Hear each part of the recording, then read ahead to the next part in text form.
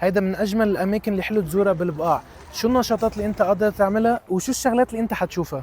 اول ما بتوصل على المحمية رح تلاقي ارض واسعة بتضم ديرة عنيل، وعلى جنب حتشوف مزرعة للابقار مطرح ما بيتم رعايتهم والعناية فيهم. حتشوف كيف موجودين ضمن حظيرة واسعة مجهزة بطريقة تأمن لهم الراحة، وكيف بتكون مراحل استخراج الحليب من اول ما بيصطفوا الابقار ورا بعض بالدور لحديت ما يخلصوا الاستخراج ويرجعوا لمكانهم الاساسي. وحد المزرعة عاملين ملبنة، هيدي الملبنة بيبيعوا فيها كل المنتجات المحلية. هون بتلاقي كل شي طبيعي مباشر دغري من المصدر، من الحليب الطازة ومشتقاته للمنى البلدية من زيت ومربى وعسل، بالإضافة للكافيتيريا اللي عاملينها لكل حدا حابب يقعد يجرب من هالمنتجات وياخد استراحة قبل ما يبلش جولته بالمحمية. وكمان فيك تاخد تذكرة الدخول وتبلش جولتك لتستمتع بالمشي بالطبيعة وتعيش تجربة الريف عن قريب. طول الطريق حتكون ضمن ممرات محاطة بالأشجار مع أجواء رائعة وهادية، وحتشوف أماكن مخصصة للحيوانات الأليفة مثل الأحصنة اللي بتقدر تقرب منها، أو المواشي مثل الماعز اللي مسيجينهم للحماية إذا كان معك أطفال.